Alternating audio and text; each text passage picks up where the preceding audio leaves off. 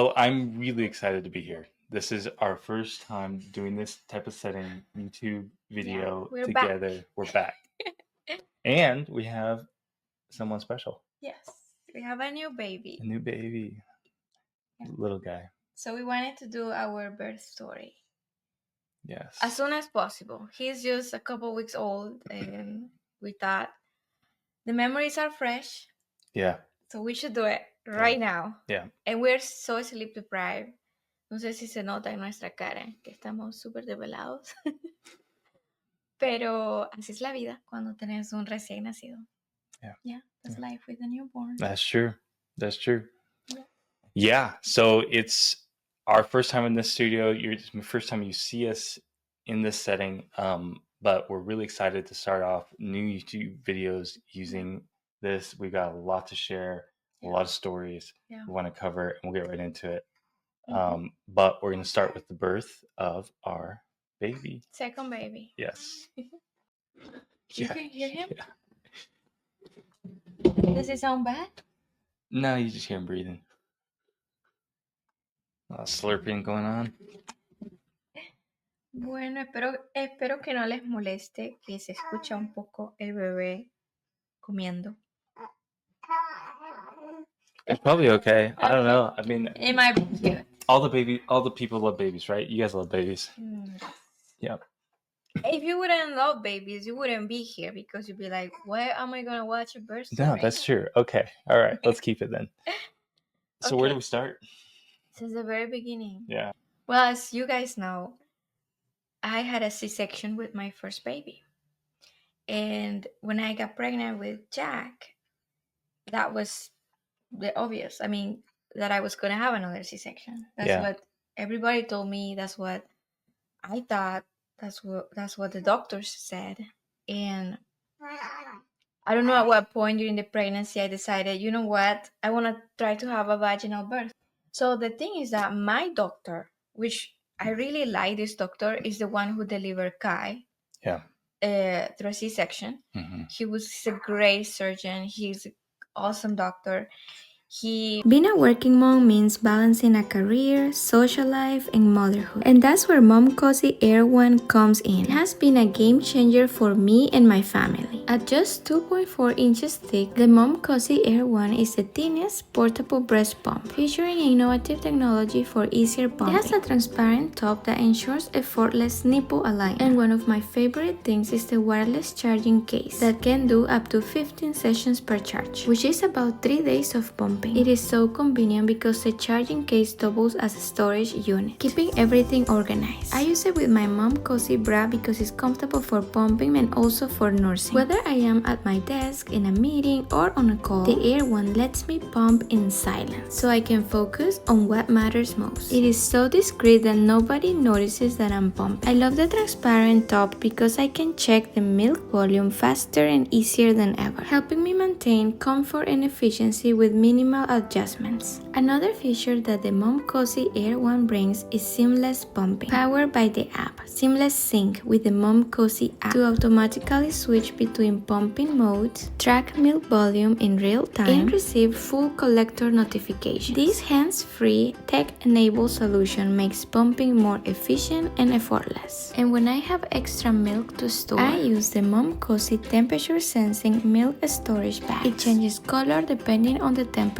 These have been my favorite bags and I use them all the time. But the Momcozy Air 1 not only helps me when I'm working. Exercising is important for my mind and body, and I get to have time for myself. And the Air 1 keeps me pumping while working out. I never really thought I was going to be able to perform both of these activities at the same time. Pumping and exercising, it saves me so much time. And by the way, the Air 1 is super skin friendly. It's made with 58 silicone, newly upgraded soft flange provides a comfortable, pleasing experience that cares for every mom's skin and fits all breast shapes. It also saves me so much time when cleaning it, and it's really easy to assemble it, with only 5 parts to clean and no extra tools needed. The air one is easy to maintain, saving me time while keeping it hygienic. And this is important while working out for me because I want to feel comfortable without compromising the milk suction, which is really incredible that the suction of the air one is so powerful despite its compact size. Whether I am at my office, the gym, the supermarket, or any public space, I feel confident and focused knowing I am not disturbing anyone because nobody can hear me pumping or even notice I am pumping with this ultra slim and discreet breast pump. Plus, the wireless charging case is tremendously helpful. I can bring my high-tech breast pump everywhere I go. With the Momcozy Air One, I can manage my career, family, and social life without compromise.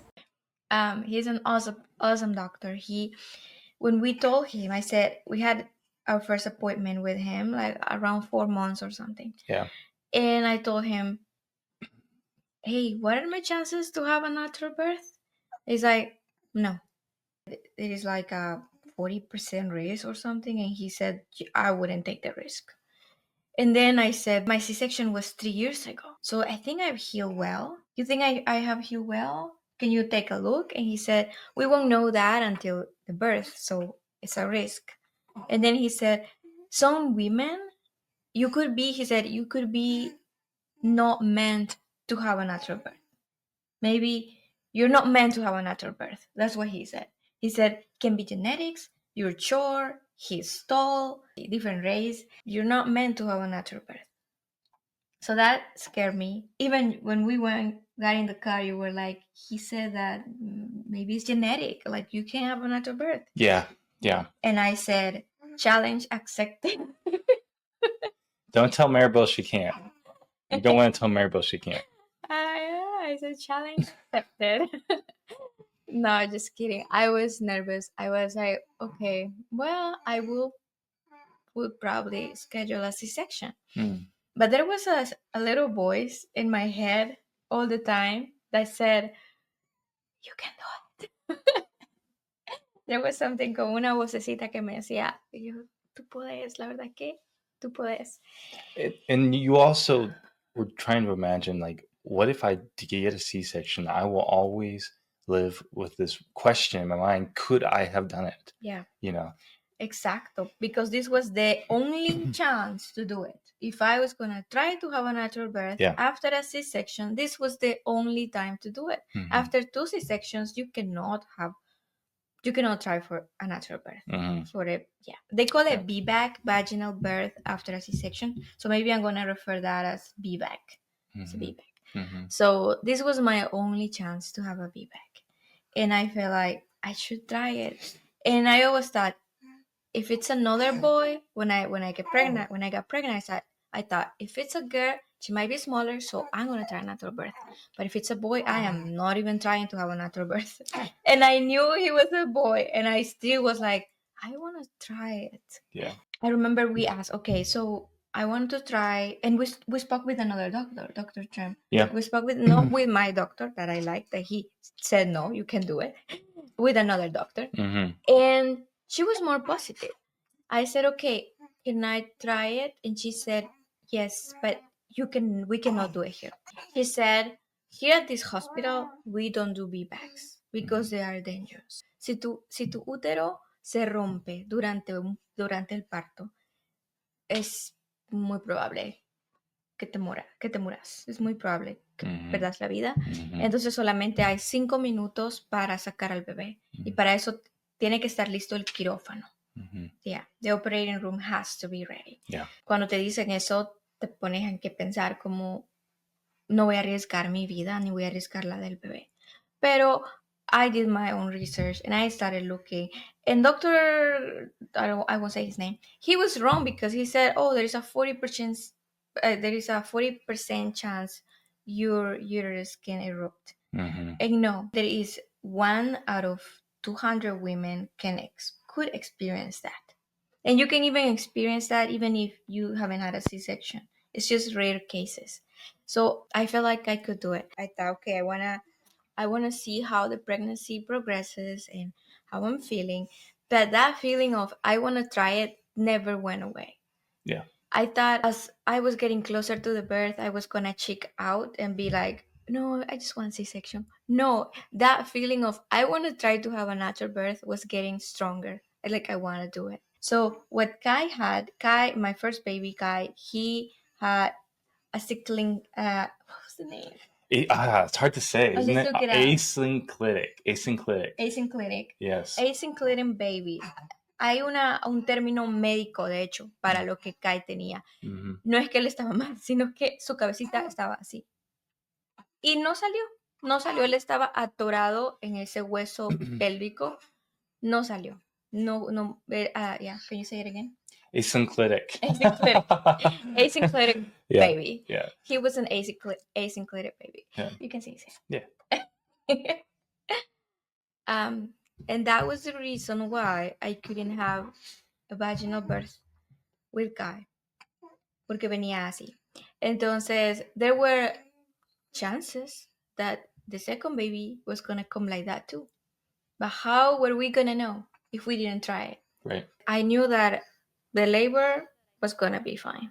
I knew that I could do it, that I could tolerate the pain. I knew that I can cope with contractions through breathing techniques. And I knew I could do that part.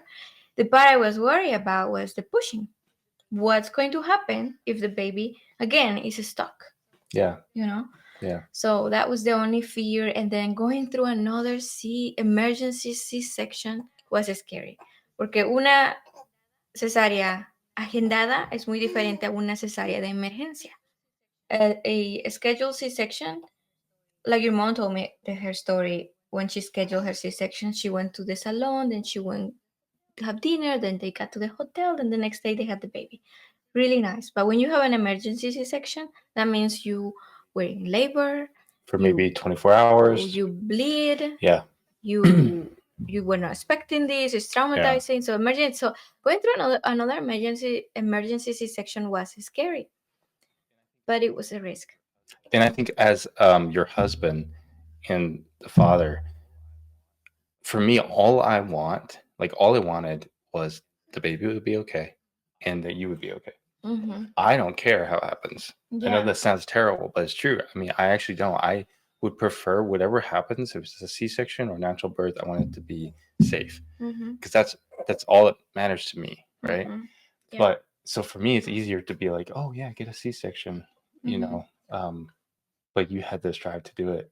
Yeah, and there was the point where we had to decide, and it was so reaffirming when you told me, I think you can do it. I think it was like 2 weeks before the birth. You said, I think you can do it. And I really needed to hear that. Another person that told me that was my mom. So I was scared to tell my mom that I wanted to try for a VBAC, because I thought she was going to say, no, si ya tuviste cesárea, tenés que tener otra cesárea, hija, es lo más normal, es lo más común, ¿para qué te vas a arriesgar? Yo pensé que mi mamá me iba a decir eso, o sea, que estás loca, que va a arriesgarte de tenerlo natural, ¿no? Y yo tenía miedo de decirle, pero cuando ya se estaba acercando la fecha, everybody was asking, so when is your C-section? Because your mom, everybody, when is your C-section? Because everybody assumed I was going to have a C-section. Are thinking this could happen anytime. Like, when is it? When is it? Yes. And then I remember you asking, and you said, we don't know, probably next week. And she's like, but haven't you scheduled a C-section? And it was hard because we didn't want to tell them so that they didn't worry.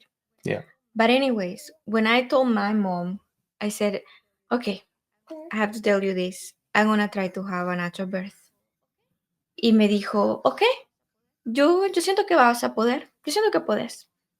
Y yo así como, wow. O sea, mi mamá me dijo, yo sé que vas a poder. There we go. We like it when babies burp. It's like a job well done. We did it. So I think it's important for me to say that we're not disorganized. We're not unorganized. And it's not that we didn't want to have a plan or we didn't want to make a plan early. It's that it was such a big decision. We needed as much time as possible to make that decision. That way, it wasn't that we just waited to the end to have a plan. Yeah. It was that we needed as much time as we could to make the decision, because there just felt like there was so much to decide, and what would be the best choice for our family and for you and the baby. Yeah. And it would have been easier if our hospital would be able to do VBACs. Yeah. But they said, we won't do VBACs, so you need to get transferred. So there is another problem. We asked them to transfer us, and they took forever to do it. We thought as soon as they transfer us, we'll see a doctor and things are going to go smooth. It was not that way. I was almost 38 weeks pregnant when suddenly it hit me like, okay, we asked our hospital, our doctor, to transfer us to a big hospital where they can do VBACs, but we haven't heard from them. So we went in person like, hey, I am almost 38 weeks. We asked to be transferred to another hospital and we haven't heard back. Like, oh, really? It's almost like they wanted us to stay there. Yeah, because for sure. all the doctors in that hospital wanted me to have a C-section. All the doctors. Yeah. They were so against me trying to have a VBAC. They were so against it. So they were trying to, I don't know, boycott it. Whatever the reason was, they never sent the referral. They never sent the referral. And it was, so we had to go to the city, the big city, where they told us maybe this hospital can do it. So this city is an hour, 45 minutes away. So that's another thing that we were worried about is if labor started, we would have to drive an hour and 45 minutes. And we have no idea how long the labor would go for. Yeah. Yeah. And that felt scary because, like, what if you're going to have a baby on the side of the highway? There were so many things, guys. We thought, okay, maybe when it's closer to the birth, we're going to rent an Airbnb and stay in that city for a while and wait for labor to start. But as the days were getting closer, we felt like, okay, we might be okay. It was crazy. But anyways, let's finish the part where we went to the hospital. We called the hospital to make an appointment. And because it's a big city and it's a big hospital, they said, there are no appointments. We can't see you. And we were like, what? It's the only hospital that can do my VBAC. And I cannot get an appointment and I'm almost 38 weeks pregnant. And they said, we can give you an appointment with the doctor who is on call. There is a risk that that doctor will have to leave with an emergency birth or something. So she might not see you. And we were like, okay, we'll take it. So we got to our appointment in this city. And yeah, like they said, the doctor got called and we couldn't see the doctor. When they told us that we were already in that city, drove almost 2 hours, we were in that city, I started crying. We were both sitting in the hallway on the bench. I started crying. Yeah, I even want to cry right now. Because I was almost 38 weeks pregnant and they said the doctor can see you. And I thought, well, that means I got no other option than scheduling a C-section with my doctor back home. So they said, we can see you. And we were in the hallway and I was crying because if they can see me, that's it. I don't have another chance. Landon, he was my hero. He saw me crying in the hallway. We were leaving. I grabbed Kai's hand and said, okay, I pushed the elevator and Landon's like, I'll be right back. And he left and went and talked to them. I don't know what you told them. What was it? I went and told them and I said, hey, does anybody ever just sit in the waiting room and wait for a doctor that might have 5 minutes? Mm-hmm. Like, we will just sit. We're here already. We'll just sit here in the waiting room for the rest of the day and wait and see if a doctor has some time, 5 or 10 minutes for us. And they're like, no, nobody does that. But it like opened up their heart or something. And then they said, but I'll be right back. And she was gone for a long time. Mm-hmm. A long time. Yeah. And I just stood there in the reception desk for a long time. Mm-hmm. And finally she came back with somebody else. And she said, listen, we can't get you a doctor, but we have our midwives who are, what are they certified? Like, registered nurse. And they're high up, like they're really qualified midwives. She should be able to go through and do all of the checkups. She even did an ultrasound. They did everything basically that we needed. Yeah, so that was very interesting. We didn't know that that hospital was so good. They not only had OBs, but they also had midwives. Imagine, parteras.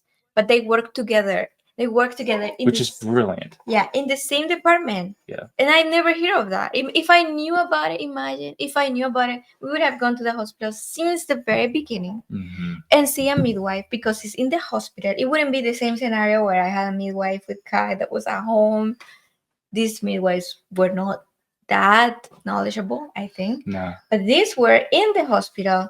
They were really, really good. Yeah. So and she knew who we were. So we were able. This midwife knew who we were. She was from our town. She drove there to work, and she had seen us from a church we were in. Yeah. Isn't that crazy? Yeah. It was crazy. It was like a total God thing. It was the doors are shut. I'm sorry, we can't help you. Till all of a sudden, this talented person midwife who knew who we were. We were able to get a midwife. Yeah. And this midwife knew us, so it was crazy. But anyways, I told her what was happening. She said, okay, we're going to get you an ultrasound. We're going to see if we can get you another appointment. And a schedule. At least I wanted to be scheduled in the hospital. So if I start labor, I wanted to be like, I wanted them to assist me. Like, okay, we'll do it. We'll drive for a VBAC. That's what I needed. Yes. They were not giving me that until London went and talked to them. Yeah. So, yeah. Like having a supportive partner is so important. Imagine I was by myself.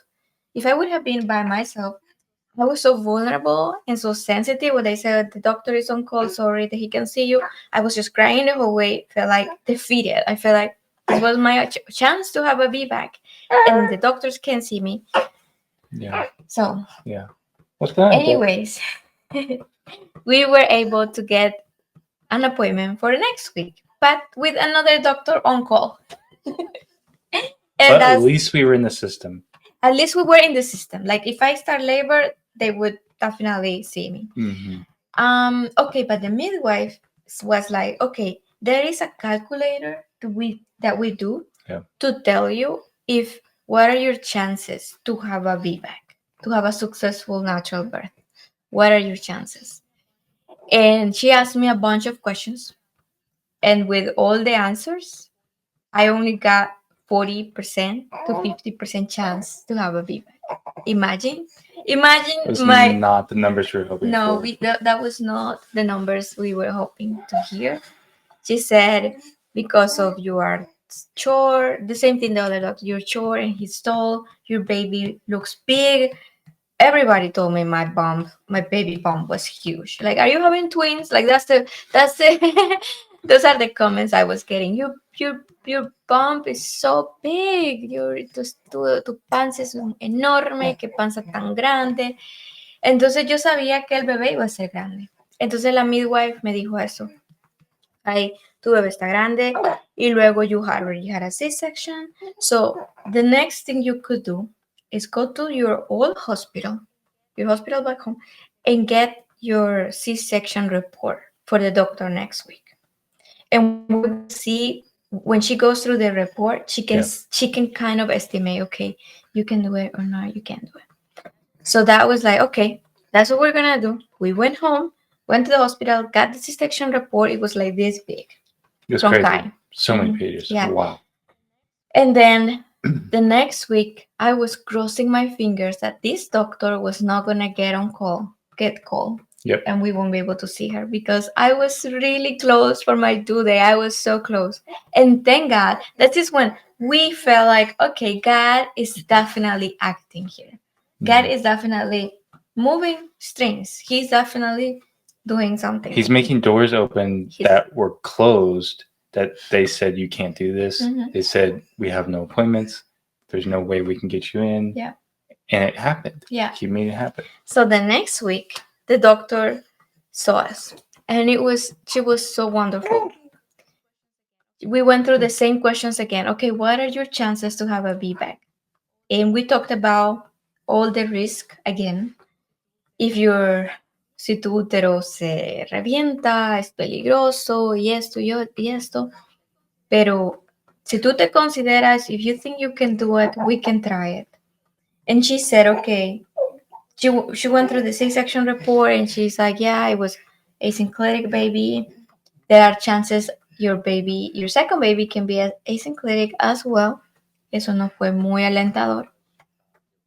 Because she thought your pelvis was small, which would force them to be asynclitic. She thought that.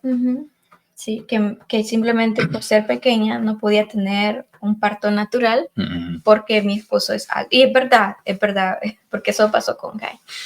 Así que she told us, okay, there are 3 scenarios. The low risk scenario is to have a VBAC. If everything goes well, you have the most positive birth, the lowest risk. Then the second one is to get induced. If you don't get into labor naturally, you can get induced with Pitocin. The problem with Pitocin, because many women get induced with Pitocin, is that when you have had a C-section, Pitocin is like this fake oxytocin, right? So it will make your uterus contract, not naturally, but more like stronger. So contractions with Pitocin are stronger than normal contractions. Imagine. So she said the problem with Pitocin is that there are more chances that your uterus can erupt, que se te reviente el útero. Hay más chances que se te reviente el útero con Pitocin. Y yo así como, okay. So getting induced is not an option. I mean, it's an option, but it's high-risk option. She said, okay, so the problem is, yeah, if that happens, then we need to take you to emergency room, to operating room, and do a C-section, emergency C-section. So she said, by trying the lowest risk option, we can go into the highest risk. Yes, by choosing the lowest risk option, which was having a VBAC, could also put us into the highest risk option, where you could potentially lose the most amount of blood because you already were pushing, and then you go into a C-section. So you lose blood twice while pushing, laboring for hours, and then emergency C-section. Yeah. And that felt really scary. And then a C-section, just a plain C-section right off the bat, you do lose blood, but it's more monitored, and there is risk involved. It's higher risk than a VBAC. So it's one of those things where in order to choose safety, you also are choosing the worst case scenario. Yeah. So the safest, in that case, the safest option, again, was just a scheduled C-section. Yeah. Was just to schedule a C-section. Yeah. That was the safest option. So she said, okay,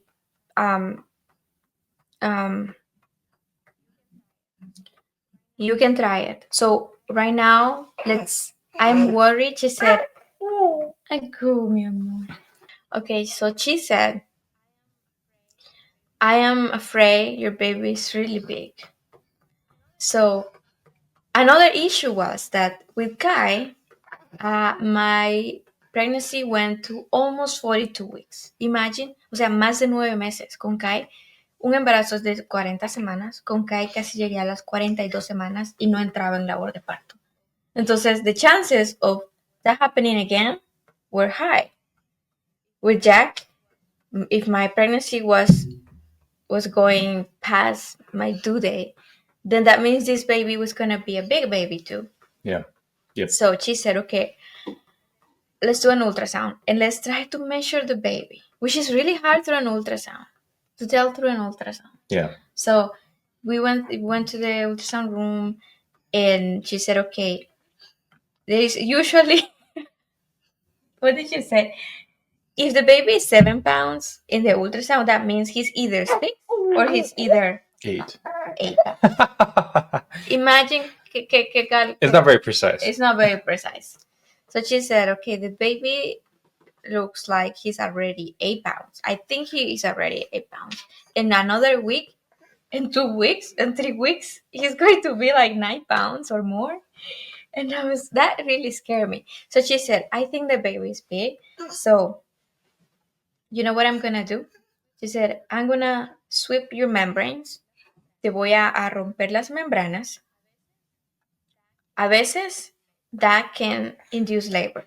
Sometimes that happens. It's not 100% sure. Within 48 hours. Within 48 hours. It could happen. And I think, Oh my God, that was so painful. When oh, another thing is that she said, okay, I want to check you. I want to check, maybe you can be dilated. I want to see how effaced the baby is. Yeah, check your cervix. I want to check your cervix. And I wasn't like, oh, I didn't want her to touch me. But I thought in my... Hey, what's happening, man? You're a little hot, huh? Anyway, she said, maybe you can be dilated already. You're 38 weeks. And I thought, there is no way I'm dilated. If Guy was late, this baby's going to be late. I don't think he's coming soon. I was so negative in that moment. I thought, I don't think I'll be dilated. You didn't have a lot of hope. I was losing hope. I was starting to think, maybe I'm just going to have a C-section. I want to. I think I can do it. But things are not happening. Like, these doctors, the appointments, everybody's telling me, even in comments in social media, everybody's saying, for sure it's going to be a C-section. For sure it's going to be a C-section. That's a really big belly. All of these things can start affecting you, right? But something inside me was telling me, you can do it, but things are not happening. So you didn't want her to check your cervix because it could hurt, right? Yeah. Yeah. Yeah, porque cuando te chequean el cervix te meten casi toda la mano, los dedos. So when she said, I'm going to check your cervix, maybe you can be dilated. And I thought, there is no way I'd be dilated. I mean, I'm just 38 weeks. If Kai came late, that means Jack will come late. So there is no way.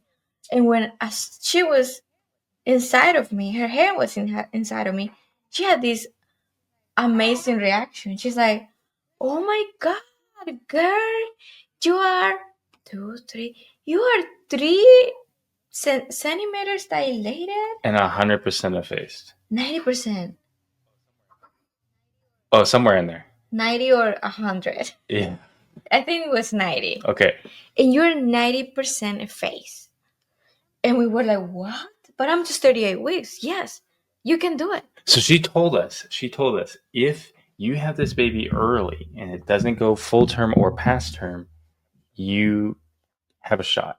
You have a shot. You might be able to make it. You might be able to have a vaginal birth. And so when she had that reaction, I was like, oh my gosh. Yeah. This might be it. Yeah. Yeah. So since she was already inside, so she broke the membranes. You sweep the membranes, so she broke them. Yeah. And she was like, yeah, your cervix is flexible. It's, what did she say? It was soft. Yeah. Your cervix is soft. Yep. You can do it. You are already 3 centimeters dilated. So we can definitely. And I was like, what? I can't believe this. Yep. This is God, because, and she said, so in a week, if you get into labor, start labor in a week, about 39 and a half weeks pregnant, you can do it. Yes. But if it's past your due date. So that was on Monday. She said, if it's by next Monday, then we're going to do Pitocin. Tuesday. So you need to have this baby before next Tuesday. Natural. So 1 week.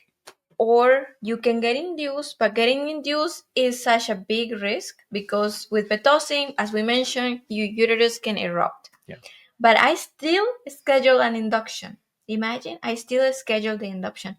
But we were praying that Monday that by next Monday, I would have had the baby. I remember that day, like I fasted. I just felt like I have to connect to God in any way that I can because it's like when you're in those situations where it's not an option, like you need God. Yeah.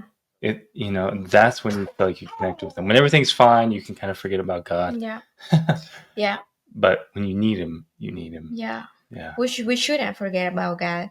No. Even if things are going great. No, I know. That's what I mean. It's but that's it's a good reminder. Happens. It's a good reminder. Yeah, I remember the next day I told London, are we having breakfast? He made me breakfast. He said, no, I'm not gonna eat. And I was like, what, London, you're not gonna eat? He's like, yeah, I'm fasting. London ayunó.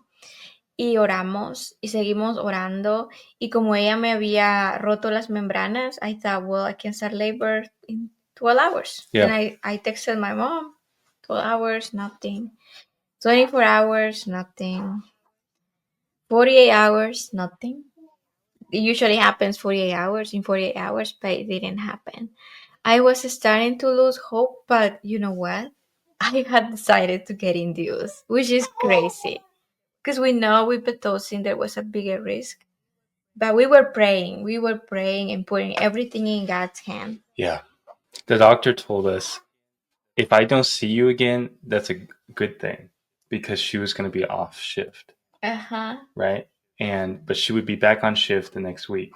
So she said, if I don't see you again, I hope I don't see you again. Yeah, I hope I don't see you again. So that would mean you started labor this week and that I won't see you. We don't have to induce you. Yeah. And also, the people from the hospital at home call me and are like, okay, what did you decided to do? You want to do your C-section? And I want to have all my options open. So I said, yes, I'm going to do a C-section. Okay, we need to get your appointment on Friday before your C-section. So we went to see the doctor on Friday.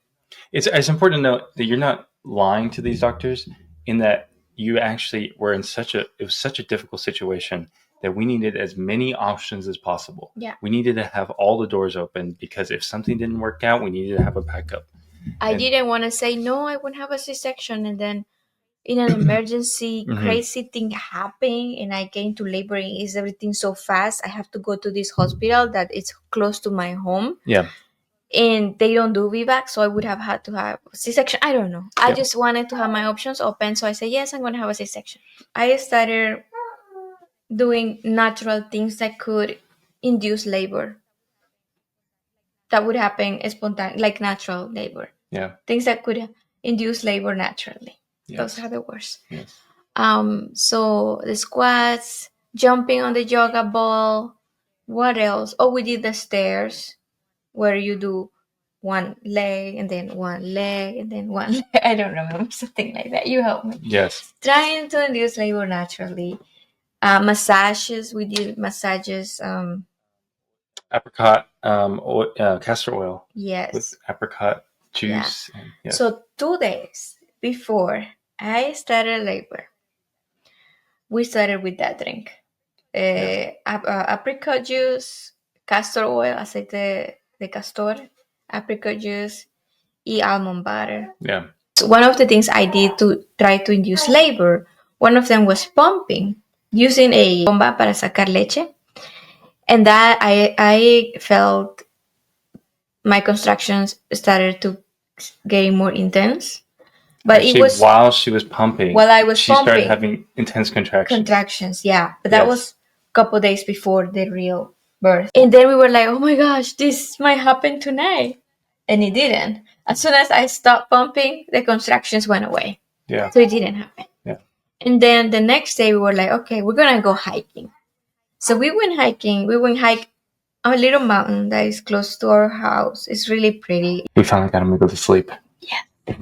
I'm rocking him in the stroller. Yeah, era hora de dormir. Yeah. Okay. Where were we? So we were trying to do all these things to induce labor naturally. Yeah. Pumping. We use the Momcozy pump, which is the sponsor of this video. Which is really cool that it's the sponsor of this video, and it was one of the key things that helped you into labor eventually. Yeah. Yes.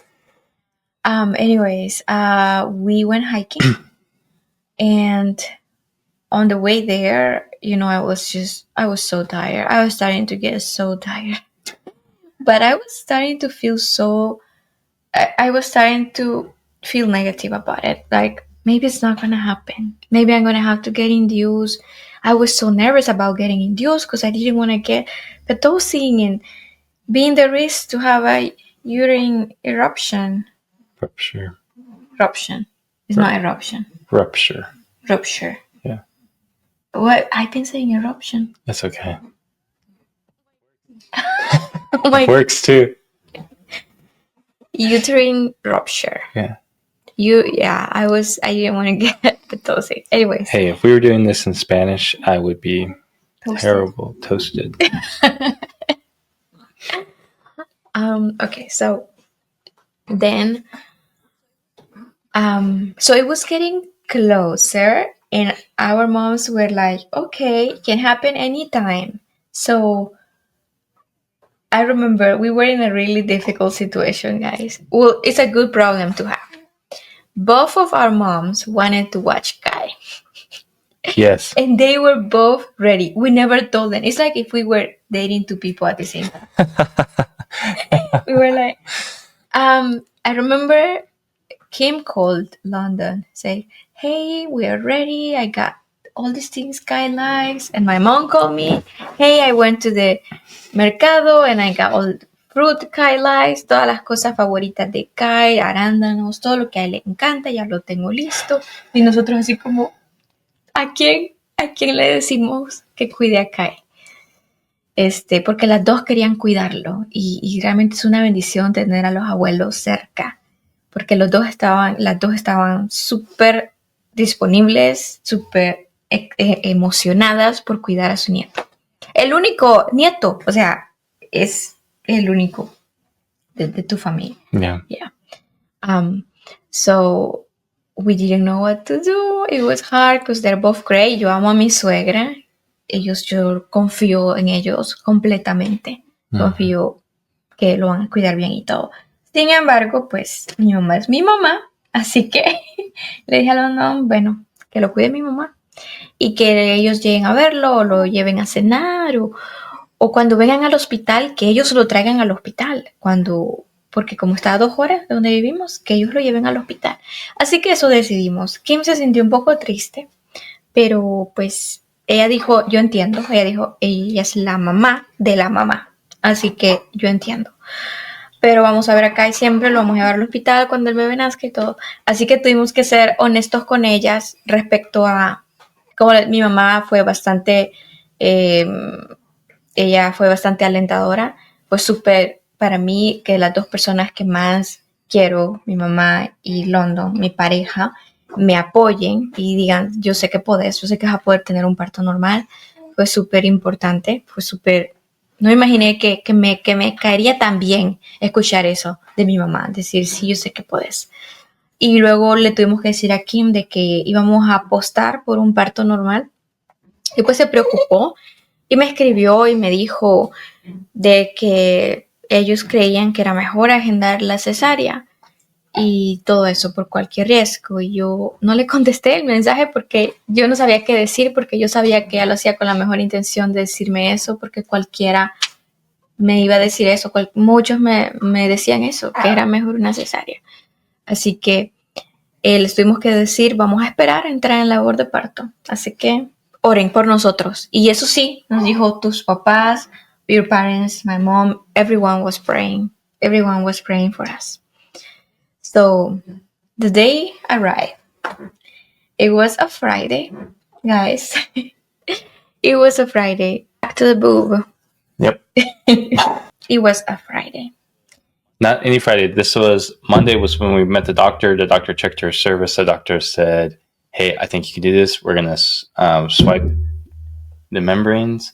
And within 48 hours or so, you should go into labor. But I did it. So that Friday, that same Friday, at the end of the week, is we go for our last hike. We had a doctor's appointment. Yes, right. Yeah, in our town. Yeah, tuvimos una cita en el hospital donde supuestamente donde me querían hacer la cesárea para agendar la cesárea el siguiente miércoles, the next Wednesday. And obviously I saw the doctor. I didn't tell her I have an appointment for an induction. I didn't tell her any of that. But she's like, how are you feeling? I said, good. So you decided to have a C-section? I said, yes. She's like, okay, yeah, that's the best. Nothing. Yeah, it was funny. We said, so what if she goes into labor before the C-section? And she said, no, that won't happen. Because the other baby was, almost, 2 weeks late, 2 weeks from this date. Yeah, 2 weeks late, yeah. Kai was that late. He probably will be too. So we probably won't worry about it. We won't even schedule it for the end of next week, probably. Yeah. You won't go into labor. You won't go into labor. And that's exactly the day I went into labor, guys. Just a couple hours later. So we got back home and I took my raspberry tea. There's a picture from that day. I took the raspberry leaf tea and I felt, the whole week I had the urgency to be nesting. to be getting ready, washing the baby's clothes more. We got more clothes. We went to the city. We stopped at Cutters. We got more clothes. And we made this video the day before, like, this might be our last picture together with the baby bump, and it wasn't. So that day we were joking, like, let's do the video again. This might be our last picture together with the baby bump, and that was the last picture. So here's the picture. Anyways, so we went for this hike, and I was desperate. We got to the top of the mountain, and I decided to run down. I told Ondor, I'm going to run with this big baby bump. I decided to run. I couldn't believe it, honestly. Yeah. It was a pretty steep hill. You filmed me, right? Yeah. We might put a video here. Yeah. And Kai was pretty tired. So Kai and I were walking behind, just watching you run down the trail. Yeah. I was desperate. I wanted to go into labor so bad. Yeah. I started running. So I ran the entire time down to the hill because I said, con la presión, cuando uno va corriendo, porque es en bajada, tiene que bajar ese bebé, tiene que bajar. And I got a few contractions. And London asked me, are you getting contractions? And I say, yeah. But they were not so different from the ones I was getting earlier. Mm-hmm. Like Brixton? Like Braxton Hicks. Braxton Hicks contractions. I said, yeah, but maybe not. So we went home, and you started making dinner, and I started putting things away in the baby's room. I could have rested, but that's not what I wanted to do. I just wanted to be putting stuff away in baskets. And here's a video. That was hours before I started labor. Here's a video of me, because I filmed it, putting things away. But you can see my face. This is my face. I was so tired. And then we started watching Richie Rich. A movie in Netflix with Kai. I told him, no, let's watch a movie. Because I needed to get distracted. Porque yo tenía esto en mi cabeza que solo en eso pensaba. Entrar en labor de parto. Quiero entrar en labor de parto. And said, you know what? It's not going to happen. It's almost like I gave up for a little bit. I said, I want to forget about this for a little bit. Let's watch a movie. Because it might not happen tomorrow or tonight or on Sunday. I might get induced. I don't want to think about it. So let's watch a movie. So we started watching the movie. Then we went to bed late and we started playing our show. And I started pumping again with my Momcozy pump. I started pumping because that was kind of helped me getting more contractions the day before. So I said, we're going to be pumping. I started pumping. And yeah, indeed, contractions started to be stronger more often. And but because that happened the day before, I thought, this is not labor. This is not labor. This is not real labor. So we went to bed. And the contractions never actually stopped. It was funny because I thought, okay, I'm not pumping anymore. I'm still getting contractions, but they were not crazy strong. And London was really asleep. I was out. I didn't know what was going on. London was super asleep, and I was awake having these contractions and just thinking, but there is no way I'm starting labor. I was so in denial. But you were timing them. Yeah, for 3 hours. I started timing them. And right after 30 minutes of consistent contractions, the app told me, it's time to go to the hospital. And I was like, no, I don't think so. And that was like 11:30, guys. 11:30 p.m. It was 11:30 p.m. And London was asleep, and I said, I'm just going to keep timing them. And I started like shopping in Amazon. Looking for stuff in Amazon. And then another contraction, okay, boom. I pushed the button, okay. Every 3 minutes, contractions, everything. And then the app kept telling me, it's time to go to the hospital. It's time to go to the hospital. And I would just ignore. And it was 2 a.m. And I was still having contractions. And I said, okay, well, this is weird. This is because I was so in denial. I said, is this labor? But they were not crazy intense. With Guy, when I started labor with Guy, it was exactly about the same time, 11:30 p.m. It was intense. Like, oh my God. I started breathing right away and coping with them, but very intense. These were not that intense. So I couldn't believe it. So I said, okay, at 2:30, if they haven't stopped, well, first I said at 1 a.m., if they haven't stopped, I'm going to wake Landon up. They didn't stop, but I still didn't wake him up. Then I said at 2 a.m., I'm going to wake him up. And then it was 2:30. I went to the bathroom and I saw a little bit of the mucus plug. Not a lot. It was just a little bit. And I said, okay. And then I got a very strong contraction when I was washing my hands. And I thought, okay, this has to be it. It has to be it. So I went into the room and turned the light on. And Landon didn't still wake up. He was so tired. He still didn't wake up. And then I said, ay, mi amor. So he still didn't wake up. And I was like, reclined on the bed like this. Going through a contraction. Then he woke up and he said, everything okay? And I said, I think this is it. I think I'm in labor.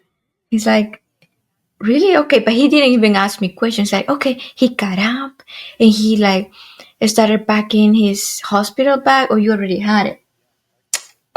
Yeah, I already had it. We weren't totally prepared as we should have been. And then I was not happy when I found out that you had been like this for 3 hours. Yes. I was like, whoa. Why didn't you wake me up? I said, because they're not strong. And he started preparing. When I saw him getting ready, I got even more in denial. And I sat down and said, this can't be it. This can't be. I can't. I don't believe it. And Lona was starting, and he's like, are you ready? And I said, I'm going to do my makeup. And I started doing my makeup. Then London's like, okay, I'm ready. I'm going to get Kai up.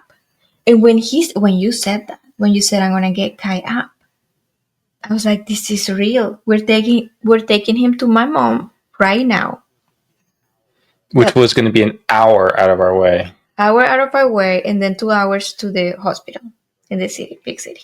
And you'd already been in labor for 3 hours. For 3 hours. But I was okay with it. Like, I was the opposite. London was freaking out that it's happening right now. And I was the opposite. Like, aren't we going too soon? Should we wait a little longer? And you said, no, let's go. So then we were driving to my mom's at 3 a.m. At exactly 3 a.m. And I called her and she picked up. It's like, Mama, we're coming. She's like, really? Yes, we're bringing Kai. It's like, okay. Then we arrived there. Kai was really excited. Yeah. He was in his pajamas and my mom like hugged him. It's like, okay. And when we were saying goodbye, I started crying. Yeah. I felt very, I don't know, sensitive. Like, oh my God, I'm leaving my baby. Because Kai was my only baby. I'm leaving him right now. And yeah. That had to have been one of the most difficult things for us, was leaving Kai. Yeah. It just, not because we didn't trust either of our moms or anything. It's just, it was a really emotional time. Yeah. And we were a family. Mm-hmm. And it didn't feel right not to be all together. Yeah. That was hard. Yeah. So I cried and my mom hugged me and said, he's going to be great. You're going to be fine. Go. Yeah. And what did we forget? The car seat. Well, no, what did we forget? Yeah, we forgot the car seat and we forgot something, that we have to come back home. Yeah. We were so tired. I was so tired. We weren't, I don't remember what we forgot. It was something big. It was something we could not have done without. Shoes. His shoes. He was in his pajamas, which have a foot cover, so I didn't need to put shoes on to put him in the car. And then when we got there, we realized, well, Kai doesn't have any shoes. Kai doesn't have shoes. It's 3 a.m. I am in labor. And my mom was like, I can probably go get him some shoes. But the thing is that in that moment, we couldn't think very well. I told London, let's go back home and get the shoes. So another hour. Another hour added to our Let's trip. go back home and get the shoes. And I was like, are you, what? Yeah. And then we realized when we were driving back that we also forgot to leave the car seat. Mm-hmm. So we're like, you were so angry. You were like, I mean, not angry. You were like, frustrated. I can't believe we forgot this. I can't believe I even forgot the car seat. What's going on with me? And I was like, it's okay. And we came home again, pick up the shoes, and went to my mom's again to drop everything. And then we went. Then we started, driving to the hospital. And the craziest thing happened. We're in the spring right now. We're in the spring. It's not winter. There's no snow. It's not snowing. Guys, when we were driving, it started snowing. Yeah. And here's a video. It was snowing really hard. It was snowing really hard. We're in the spring. It was 4 a.m. By the time it was already 4 a.m. and it was snowing. And that was so weird. Because we were going to the hospital, and that means it's 2 hours away from where we live, and we had to go even slower. Yeah, it's not in this video. I don't think we took a video of it, but farther on, the more we drove, it actually got to be about that much of snow. So I don't know, like 4 or 5 inches of snow on the highway. And because it was in the morning, there was no road clearing. We had to go 25 miles an hour. Mm-hmm. 25 miles an hour. And I was in labor, but God, so slow. God, it's amazing. Yeah. My labor contractions were not crazy painful. And that's why I couldn't believe it was happening. Yeah. They were really like bearable. Yeah. Tolerable. Yeah. I even remember when we were packing, I was standing and you were like, are you okay? And I said, yeah, I'm having a contraction. So they were not crazy. Yeah. So during our ride to the hospital, I was even working. That's why I'm wearing glasses. I'm working on my phone. Mm-hmm. I was fine. I said, London is fine. Things will have to go really slow. But London was freaking out. Like, what if you have the baby right now in the middle of the nowhere? Because no es que era una carretera con casa. No. Donde vivimos es campo. Entonces, la carretera es completamente sola. In a snowstorm. In a snowstorm. And there was no snow before and there was no snow after. Just the night. Just the night I was in labor. Just those couple hours it snowed. Muy loco. Muy raro. Yeah. So we finally got to the hospital almost at 7 a.m. So it took us almost 3 hours to get to the hospital. Almost 3 hours. And I was still in denial that it was labor. I told London, they're going to send us home. They may be going to send us home. Because my contractions are not so strong. They're going to send us home. So we got to the hospital. It was really nice because we got there at 7 a.m. It was like already sunny, getting light. And the nurse came and said, okay, we're going to put you in this room and we're going to check your cervix. And to make sure you're really in labor. Because she was also a little like skeptical because I guess I wasn't screaming or like, oh, no. I was like really chill. So she was like, we're going to check your cervix, make sure you are in labor. And I said, okay. So she checked my cervix and she's like, you're 5 centimeters dilated and 100% effaced. And she said, okay, we're going to, how do you say? Admit you to the hospital. And admit you. Yep. And get us a room and all set up. Oh my gosh. So these are the videos and photos from that moment we were there. I was, going through the contractions and everything, coping with the contractions. And then she came and said, okay, we're going to admit you. You're going to have this baby today. And I was like, what? Is that the moment it hit you that this was happening? It was the moment that hit me. Yeah. Because I was sure she was going to send me back home. I thought it's not happening. Yo pensé que no estaba pasando porque no había llegado a mi due date. Y usualmente, y con mi primer bebé me pasé de mi due date. Con mi segundo bebé tenía que pasarme de mi due date. Por alguna razón yo pensé que no iba a llegar antes. Pero es lo que le habíamos estado pidiendo a Dios. que llegara antes para yo poderlo tener natural para que el bebé no sea tan grande. No es que iba a ser prematuro, no. Antes me refiero a full term, pero no como Kai, que fue past full term. Así que, when she said, we're going to meet you, you're going to have this baby today, I could not believe it. And then I look at them and I was like, what is happening? And this is happening. This is happening. And it was crazy because my contractions were not strong. They were, easy. They were fine. They were good. Yeah. And that's why we started filming. Because I was in contractions when if you guys saw the videos in the hospital, the baby mama dance, and I was with contractions and I was fine. Yeah. This is the crazy part. So the doctor that we had met with on Monday, the doctor that said, yes, you can do this. She checked her cervix. She said, you can do this. I don't want to see you again. I hope I don't see you again. We got in our room and guess who walked in? The doctor. For some reason, she was filling in for somebody or something. She was on shift. And she was like, you made it here. It was a wonderful experience because we didn't have to get to know somebody else.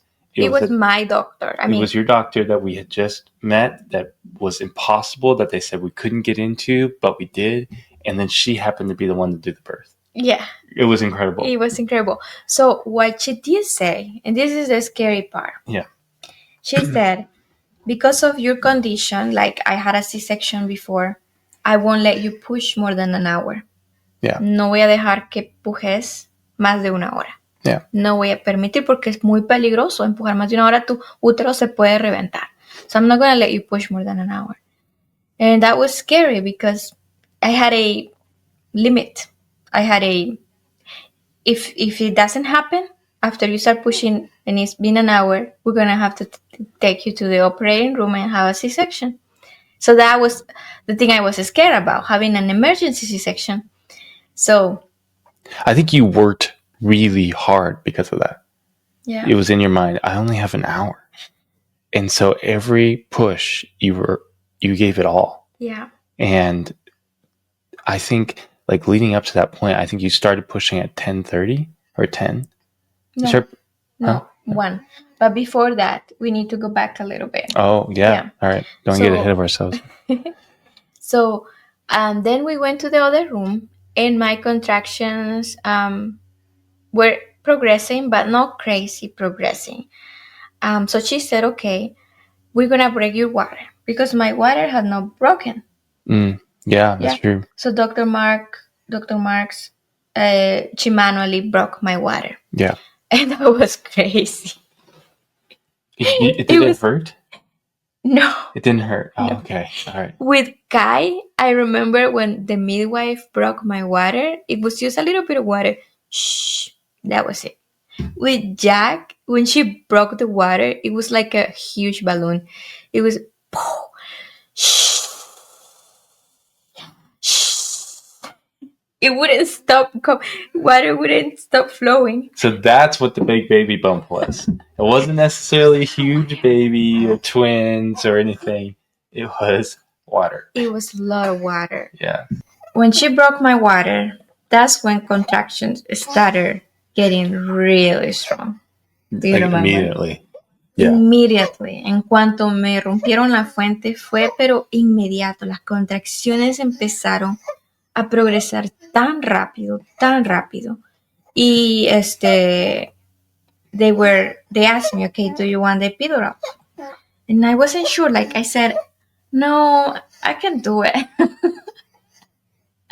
I said I can do it. But they were so positive about it that they kind of convinced me because said, okay, when you want it, you need to let us know 30 minutes before because it takes 30 minutes to kick in. So let us know 30 minutes before. And I said, it was like 10:30. Yeah. And I said, okay, maybe in an hour. I imagine there was no need for me to keep like how you say, putting up with these contractions. And at that point it was a lot of pain.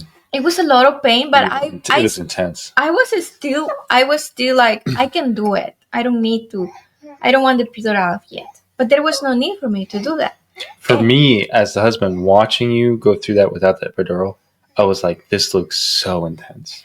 Like, it looked incredibly painful, incredibly hard, and like it was taking all of her. Mm-hmm. And I was thinking, she needs to get an epidural. Yeah, and then you asked me, do you want the epidural? And I said, okay, yeah, let's do it. Let's do it. And yeah, it was amazing. The guy came, asked me a bunch of questions. I don't know what he asked me about, health history or something. Sure, yeah. And sign here, because you need to sign a bunch of papers. Sign here, and then ya me sentaron a un lado de la cama, and then I got the epidural. And this wasn't just a shot. This was an IV epidural. And you didn't want it before because you thought, we had heard, that if you get a shot, you only have a certain amount of time before it wears off. But they didn't do that, which is wonderful. They did an IV epidural so that she could be on it the whole time. Yeah. Which was brilliant. El efecto no se pasa con ese tipo de epidural. Estaba por medio de IV, y so it wouldn't go away. You can still have the effect wouldn't go away. Yeah. So yeah, as soon as I got the epidural, my half of my body was numb. I didn't feel a thing, and I was just lay down and relax.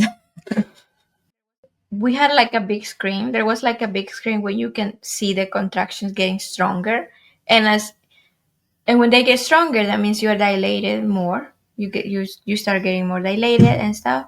So they came and checked me and said, yeah, you are 10 centimeters dilated. And it was pretty fast. Estaba a 10 centímetros de dilatación, 100% effaced. So at 1, I got the epidural at 11:30 a.m. By 1 p.m., I was 100% effaced, 10 centimeters dilated, and the doctor said, you can start pushing. Yeah. And I couldn't believe it, that it was happening that fast, that easy. I was having my dream birth, Yeah. So, but this was the hardest part. I could hear her voice in my head. I won't let you push more than an hour. If 1 hour has gone by, we're gonna do a C-section. So I knew I only had 1 hour. So this baby had to be out by 2 p.m. that day. So I started pushing, and I was really uncomfortable in the positions they put me. Yeah. I felt like I couldn't push. I was pushing, but this is funny. I'm just gonna be honest, guys.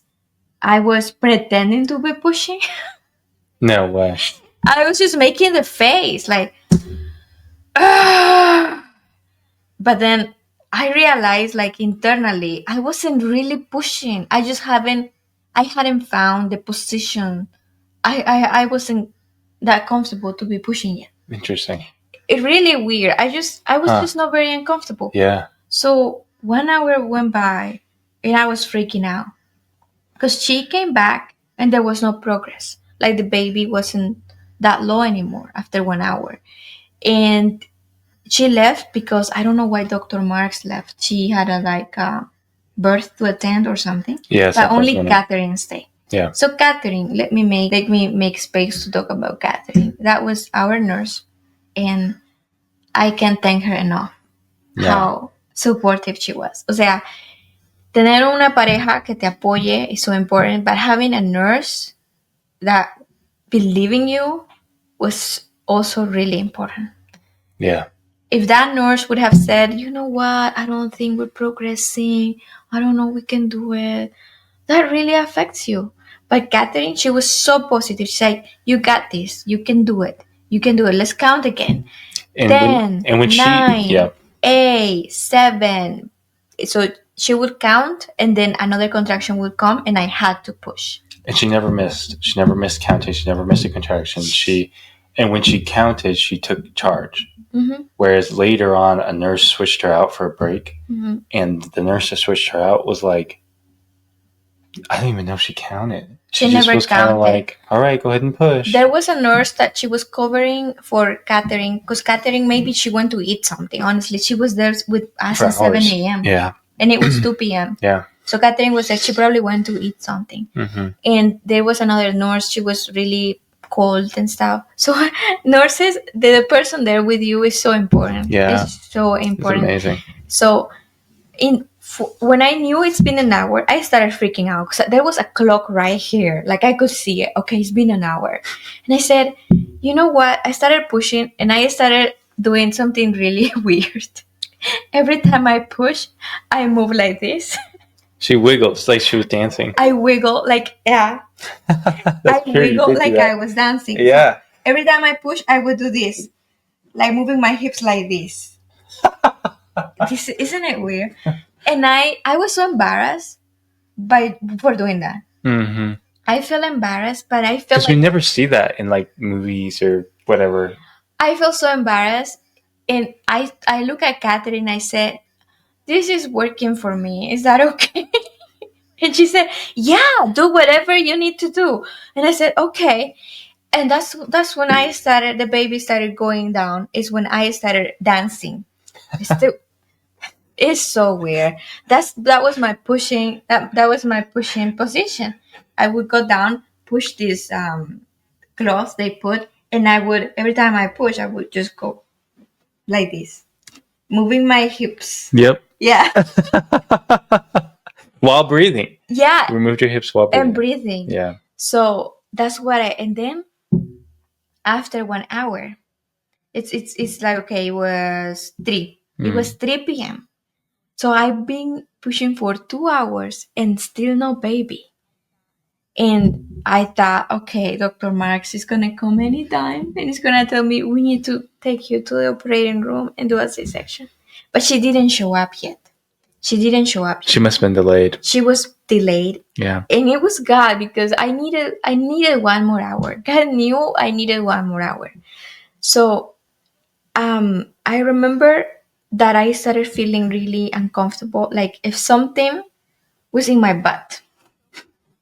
This is so funny. When I hear birth stories, many women say when the baby's about to come, you're going to feel like you need to poop, like you need to go to the bathroom. Mm-hmm. And it's normal. So I was waiting for that feeling, but I never felt that. I never felt like I need to go to the bathroom.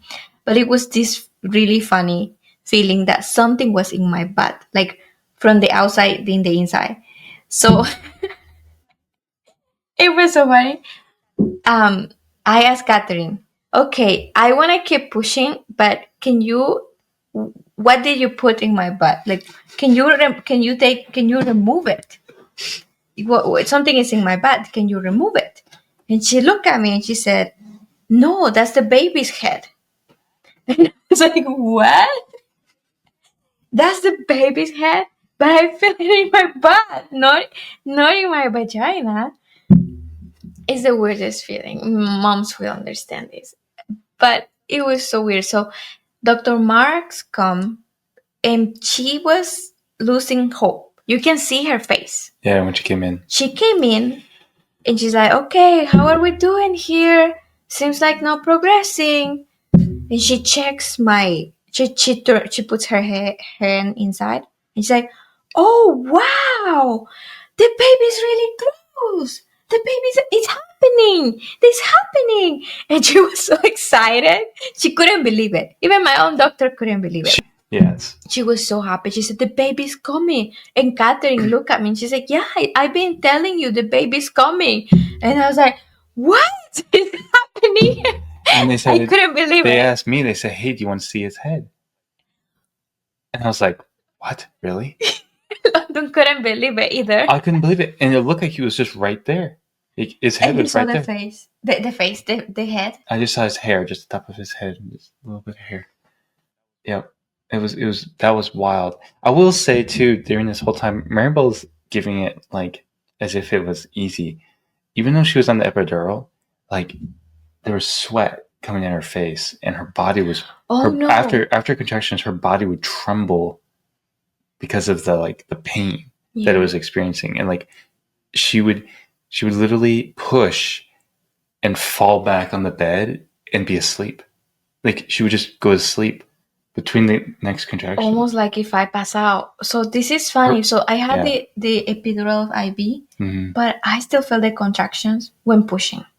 Very strong contractions, really strong contractions. I can't even imagine what it would have been like, because it looked like it was taking all of you, even with the epidural. Yeah. Like it was just... I was sweating and shaking, and every time the contraction was over, I would just go back like this and completely be asleep. Yeah, completely gone, asleep.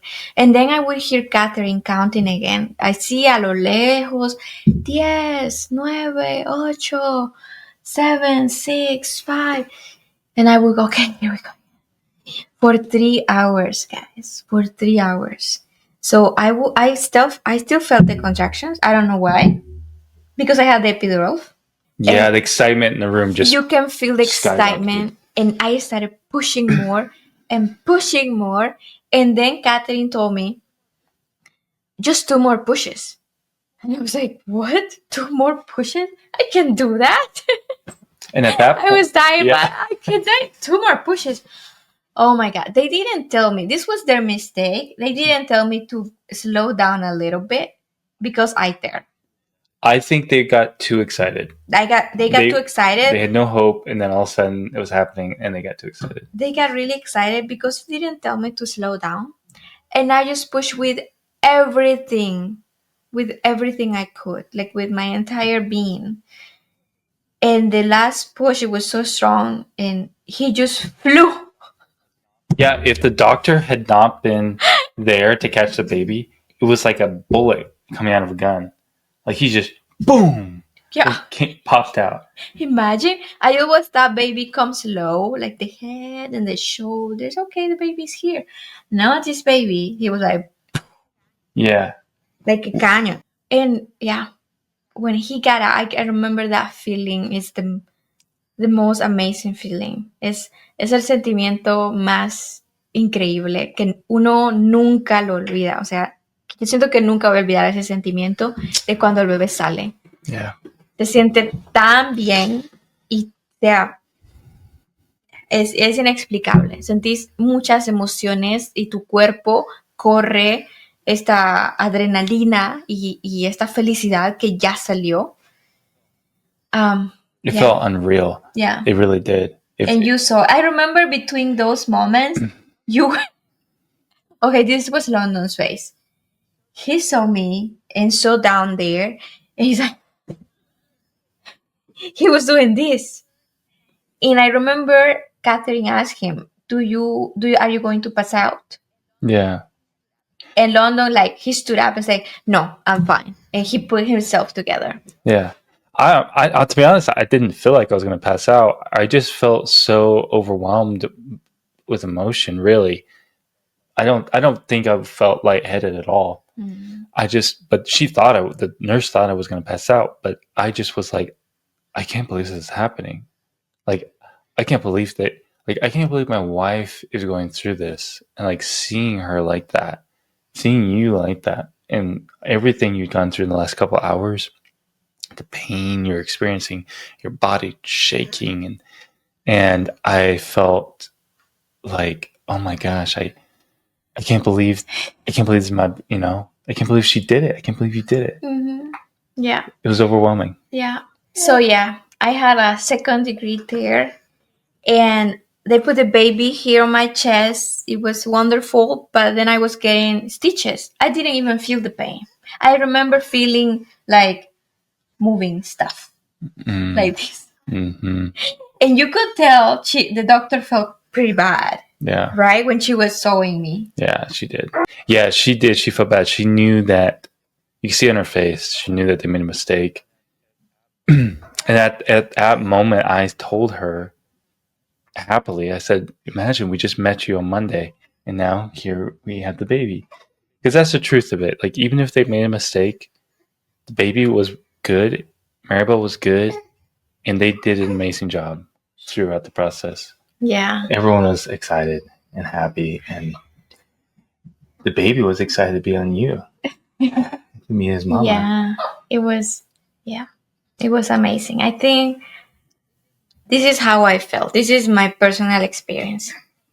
I feel like having natural birth can become addictive because I felt right away that, oh my gosh, I want to have more babies. That's like in the hospital bed, you felt that way? Yes, Wow. I felt that way. I felt like, wow, this wasn't that bad. But wait, I changed my mind afterwards. I'll tell you why. So at the moment, I was like, wow, this was great. This was a great experience. I can't believe I did it after everyone, like so many people didn't believe that I could do it. I did it. Yeah. You know? Yeah. So I was so proud and so happy. It was, yeah. And then after a couple hours with the baby, we were there and all of that. I got up to go to the bathroom. The nurses took me to go to the bathroom.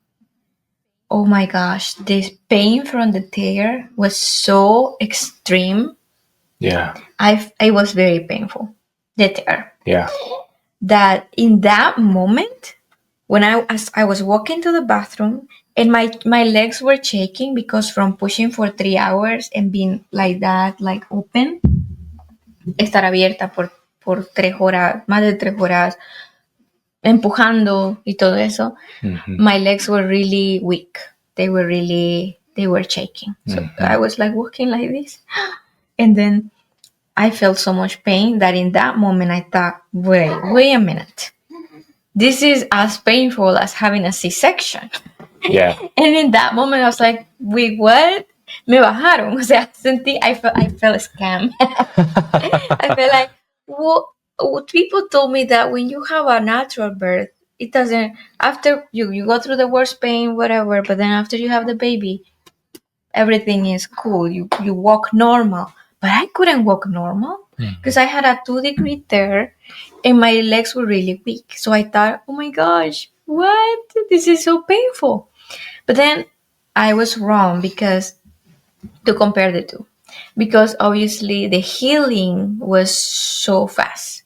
Like 5 days later, I was walking normal, ya caminaba normal, sentía que, o sea, todo bien. Con una cesárea, o sea, pasas varias semanas, no días, semanas cuidando esa área, scared que se pueda abrir, no puedes cargar cosas pesadas, no puedes moverte rápido. O sea, con una cesárea es cosa seria. O sea, una cesárea es cosa seria. So it was just that moment that I thought, this is so painful. Maybe I should have had a C-section. No, I didn't say that, but I felt like this is as painful as a C-section. I remember we had a conversation about that. You said, really, either way is going to be painful. Yeah. And then either way it's going to be painful. But for sure, the healing after a natural birth is faster than a C-section. So much faster. And then as weeks have gone by, I feel like, oh my gosh, I want to have more babies. But it's not in our plans to have more babies. We haven't talked about it. So, but it makes you want to have more babies, having had a natural birth. Yeah. Wow. Yeah. That is cool. Yeah. That is cool. I think one aspect for me looking at the birth, like seeing Jack get to be with you literally right after, like he was still, his cord was still attached to you and he was on your chest. And London cut the umbilical cord. I did. And just seeing him being able to rest on you and how he was really peaceful. And I remember when Kai was born, you were in the operating table still. They were sewing you up and I was holding Kai in another room and he wouldn't stop crying. He screamed.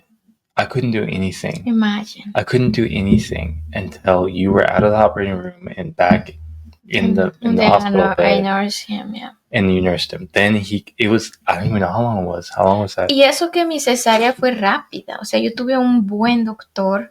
It was, I don't know, 10 minutes? It was 10 minutes or something. But he screamed the entire time. Whereas Jack cried when he first came out. But as soon as he was on your chest, he was at peace. Yeah. And it just made me go, oh, like I felt bad for Kai. I felt bad that Kai had to go through that. But also that how thankful I was and how amazing that Jack felt so much peace instantly after the birth. I know. It is so beautiful. And if you guys want to watch our first birth story, we're going to leave the link here. Yeah. But this was a complete different story, a complete different experience. So positive. It was God. There were so many things against it.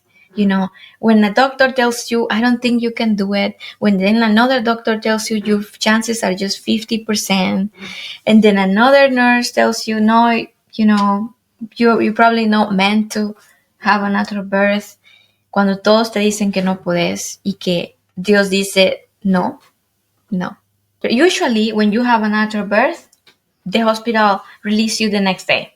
You don't have to stay. 24 hours you can go. However, when they asked me, said, okay, you ready to go home today? I said, no. I don't want to go home yet. I feel like I need to rest. My legs were still really weak, you know, from pushing. And honestly, you needed help to go to the bathroom as well. Yeah, I still needed from the help. nurses. And since they gave me the option, they said, you can stay. I said, can I stay? Yeah, you can stay.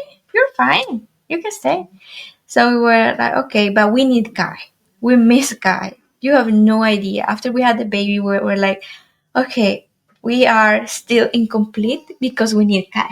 We were so desperate, honestly. Without Kai, it was desperate. Just like, I need my son. I need my other son. Mm-hmm. So the very next day, my in-laws and my mom came over to the hospital to meet the baby. They came over, and you probably saw this video already of Kai meeting his little brother for the first time.